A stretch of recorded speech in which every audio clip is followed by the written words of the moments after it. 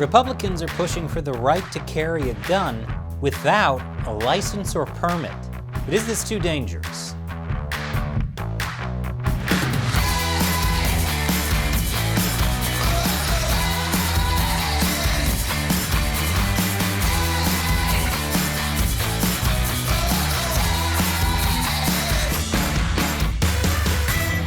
Welcome to America Uncovered. I'm Chris Chappell.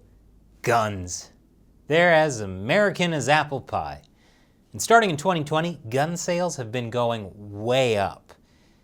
It's almost like a pandemic, lockdown, societal breakdown, riots, and rising violence made people feel nervous about their own safety. Either that or everyone got tired of making sourdough and needed a new quarantine hobby. And it's not just guys like this buying guns. In fact, it's the opposite. Gun sales are up the most among women and African Americans, throwing all of our stereotypes into disarray. In 2020, half of all gun buyers were women, 1/5 were Hispanic, and 1/5 were black. Soon the NRA is going to be more diverse than a Dove Beauty ad. But as more people are buying guns, states are also changing laws related to gun ownership. Several states are specifically changing their laws about concealed carry. That is, whether people are allowed to carry a concealed gun. Every state has different laws about concealed carry gun permits, but generally they break down like this.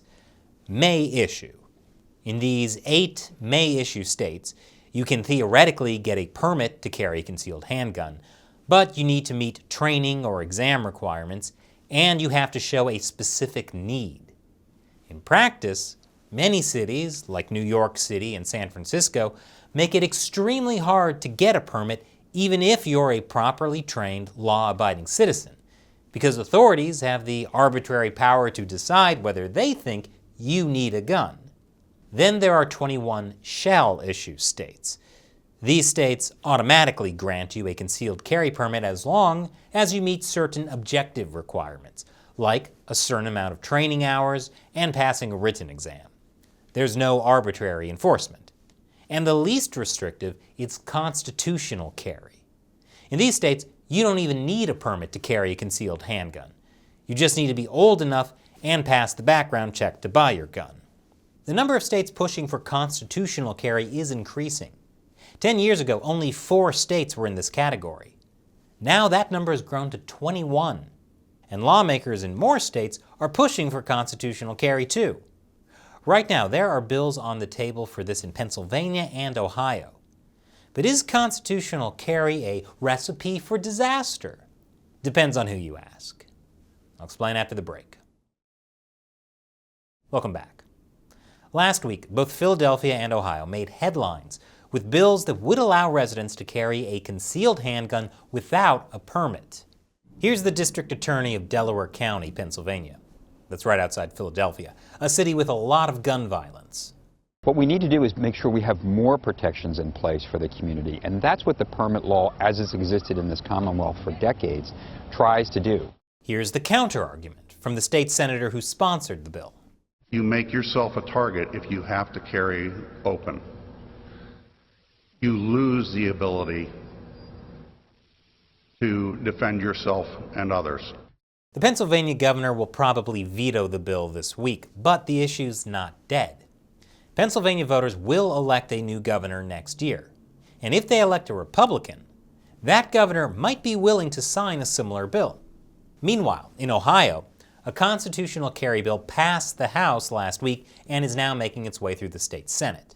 According to Buckeye Firearms Association, a gun rights advocacy group, the bill, called House Bill 227, addresses one of the more confusing aspects of Ohio gun law, the so-called duty to inform.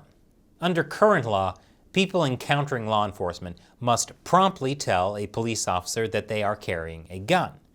But the word promptly has been interpreted differently by different police agencies and prosecutors, which puts gun owners in a tough spot. Kind of like how my mom and I had different definitions of promptly when she asked me to wash the dishes promptly. If only they made a law that made it clear, like HB 227. HB 227 removes the ambiguity of current law by clarifying that a person must notify an officer only when asked during a stop.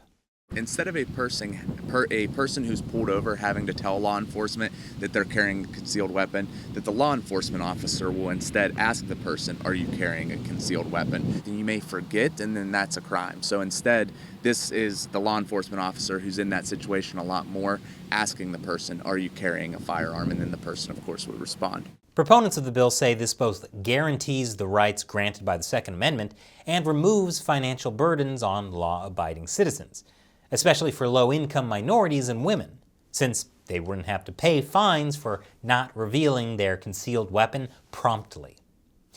People who want to remove concealed carry permits in Ohio argue that the permits don't stop the bad guys from doing harm, but could instead hurt ordinary citizens, since the police often cannot react in time. If we don't have the ability to arm ourselves and protect our loved ones, then really the only people out there are the criminals, and they don't care whether there's a permit or not. But does loosening concealed carry laws lead to more gun violence? Some point to a study published by the Journal of the American College of Surgeons, which demonstrated no statistically significant association between liberalizing firearm carry legislation over the last 30 years and the rates of homicides or other violent crime. But opponents of constitutional carry fear removing permit and license requirements lowers the bar for untrained and unvetted people, which could, in theory, increase gun violence. According to Moms Demand Action, a gun control advocacy group, gutting the permitting system is unnecessary, dangerous, and unpopular. It's not a bill that's designed to protect Ohioans and keep them safe. It will only increase gun violence, and we're already seeing epidemic levels. Many gun control advocates point to the studies conducted by the National Bureau of Economic Research and the American Journal for Public Health. They say states that have weakened their firearm permitting systems have seen up to 15% increase in violent crime and an 11% increase in handgun homicide. Those statistics make it seem like loosening gun permit laws make gun violence go up. But it's not that simple. Correlation does not mean causation. Plus, earlier I showed you a different study that said there wasn't a statistical significant correlation between looser gun laws and violence. So what's accurate? Well, it depends on how the statistics are calculated, and often both sides pick and choose data to push their agendas. But it's not just Democrats and gun control advocates who are opposing Republicans and gun rights proponents. A lot of police departments don't like constitutional carry either. I'll explain more after the break. Welcome back. Many police departments nationwide are worried about more people getting their hands on concealed firearms without permits. They have been warning that permits and the requirements they have are necessary for public safety. Now we're going to lose the permit, which has the training and the vetting of the background checks. So you have to assume that there's going to be an increase in violence. At least with the license to carry permit, citizens must demonstrate basic knowledge and an awareness of the laws. We have no idea who the good guy is. You know, I heard time and time again legislatures say, well, the good guys are going to carry guns. Well, nobody wears a t-shirt that says I'm the good guy. The problem is this one, there will always be a gun involved. There will always be a loaded weapon at every single scene. Not only the officers, but there will always be another person with the weapon. And that can be very problematic. But don't the police have to assume that someone might have a gun anyway?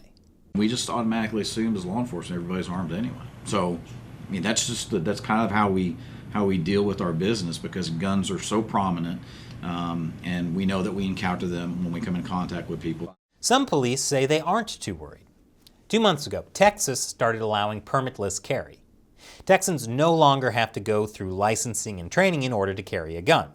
Now that sounds scary to some, but one police chief in Texas points out the changes to the Texas law do not legalize all of the reckless ways that people misuse guns. He also says training for the gun license certainly doesn't guarantee that the person is a good gun owner or carrier, any more than a driver's license guarantees that a person is a good driver. I'm not sure that makes people feel better. I drive in New York City, and there are a lot of bad drivers, But is he saying the solution is eliminating driver's licenses? Others argue that a couple of hours of handgun permit class isn't really adequate training. Jim Irvine, chairman of an Ohio gun rights political action committee, says passing a constitutional carry bill doesn't mean gun owners aren't getting training. It means they're not taking a big NRA class. They would instead be allowed to select training that best suits their needs, without being penalized with expensive state-mandated training. But of course, they could also choose to not get any training. But the biggest problem of all is that there isn't clear data that proves definitively what makes us safer: constitutional carry or more restrictive laws. Or at least if there is clear data, it's contradicted by other clear data. That's something we covered in one of our first episodes of America Uncovered 4 years ago. And if you want to know what Americans can do to reduce gun violence without having to change gun laws, you should check out this episode. So what do you think? Leave your comments below. And if you like the show, please know we could not do it without direct support from viewers like you. Visit patreon.com/AmericaUncovered and contribute $1 or more per episode to help us keep the show going. So click the link below. Once again, I'm Chris Chappell. Thanks for watching America Uncovered.